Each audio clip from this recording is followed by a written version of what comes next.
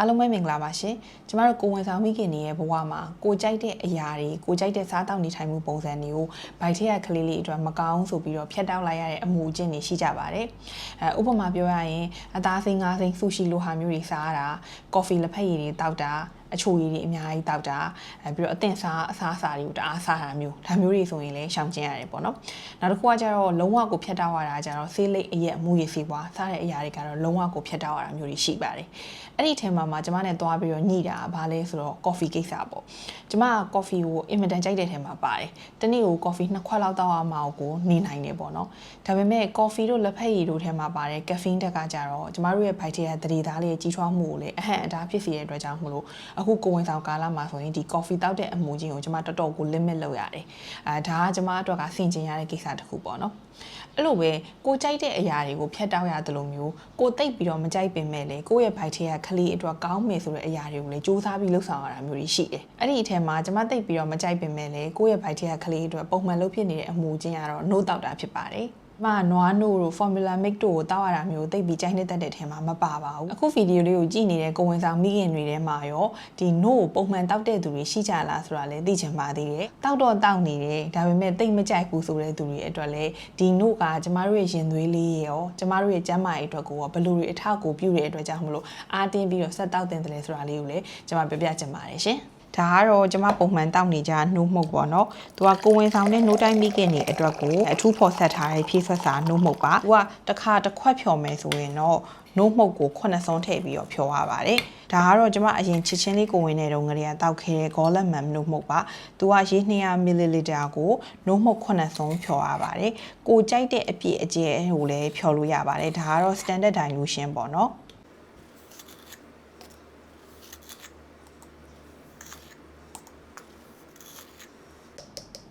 ဒါ9စွန်းပေါ့နော်ပြီးရင်တော့နို့ရဲ့အနံ့ကိုမကြိုက်ဘူးနည်းနည်းလေးညှိတယ်လို့ခံစားရတဲ့သူမျိုးတွေရှိတတ်တယ်နို့မှုတ်ကိုမကြိုက်တာမျိုးပေါ့အဲ့လိုလူမျိုးတွေဆိုရင်တော့ကျမတို့အေးလေးခံပြီးတော့ရေခဲတက်တာထဲမှာ chill ပြီးတော့မှတောက်တယ်ဆိုရင်တော့ခုနကလိုမျိုးနို့အနံ့တွေပဲအရာတက်တာတယ်။အားကြတော့လုံးဝအေးဆက်နေတဲ့နို့ကိုတောက်ရတာတိတ်အဆင်မပြေဘူး။အဲ့ဒါကြောင့်မလို့ရေချက်အေးလေးနဲ့ဖြော်ရတာကိုပို့ပြီးတော့အဆင်ပြေပါတယ်။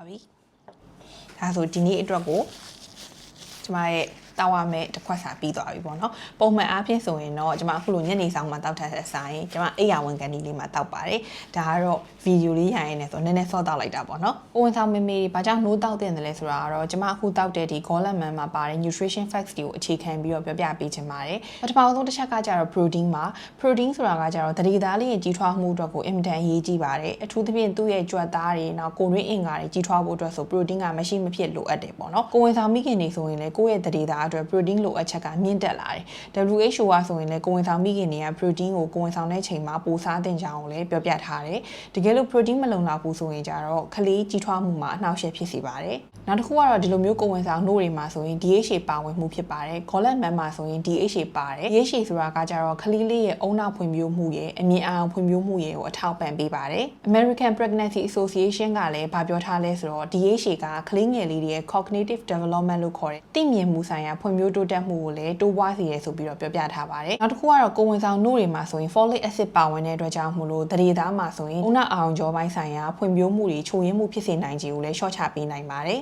တစ်ချက်ကတော့တန်တက်ပါဝင်မှုဖြစ်ပါတယ်ကိုဝင်ဆောင်မိခင်တွေမှာတန်တက်ချို့တဲ့မယ်ဆိုရင်မွေးလာတဲ့ကလေးကပေါင်မပြေတာလာမစီတာစောမွေးတာမျိုးတွေဖြစ်တတ်တယ်အဲ့လိုပဲကိုဝင်ဆောင်မိခင်မှာလည်းကျန်းမာရေးအားနေတာတွေဖြစ်တတ်ပါတယ်နှုတ်မှန်မှန်တောက်မယ်ဆိုရင်ကြတော့တန်တက်ချို့တဲ့မှုကိုကာကွယ်ပေးနိုင်ပါတယ်ရှင်နောက်တစ်ချက်ကတော့ calcium နဲ့ vitamin D ကြောင့်မလို့အယိုးဖွံ့ဖြိုးမှုကောင်းစေတာဖြစ်ပါတယ်။ calcium ဆိုရင်ကလေးငယ်လေးရဲ့အယိုးနဲ့သွား formation လေးတွေကိုပို့ပြီးတော့ကောင်းစေတယ်။ vitamin D ကကျတော့ calcium ကိုစုပ်ယူမှုအောင်ပို့ပြီးတော့ကောင်းစေပါတယ်။နောက်တစ်ချက်ကတော့ကိုဝင်ဆောင်တို့မှာ prebiotic FOS ပါဝင်တာဖြစ်ပါတယ်။ Golden Man မှာဆိုရင်တော့ prebiotic ပါဝင်ပြီးတော့ကျမတို့ရဲ့အစာအိမ်ဦးလမ်းကြောင်းကျန်းမာရေးကိုကောင်းမွန်စေတယ်။ immunity လို့ခေါ်တဲ့ခုခံအားကိုလည်းကောင်းမွန်စေပါတယ်။ကိုဝင်ဆောင်မိခင်တွေအတွက်ဆိုရင်အစာအိမ်ဦးလမ်းကြောင်းလေးတွေမှာရှိတဲ့ပိုးအကောင်းလေးတွေ balance ဖြစ်ဖို့ကလည်းအရေးကြီးပါတယ်။ နောက်ဆုံးချက်ကကြတော့ vitamin နဲ့ minerals တွေပေါ့နော်ကျမတို့ကိုယ်ဝန်ဆောင်မိခင်တွေတောက်တဲ့ဒီလို note တွေမှာဆိုရင် vitamin A C E B complex တို့ zinc တို့ iodine တို့ပါဝင်ပါတယ်ကျမတို့ကိုယ်ဝန်ဆောင်ချိန်မှာလိုအပ်တဲ့ micronutrients တွေကိုဖြည့်ဆည်းပေးနိုင်တဲ့အတွက်ကြောင့်မလို့မိခင်ရဲ့ကျန်းမာရေးရော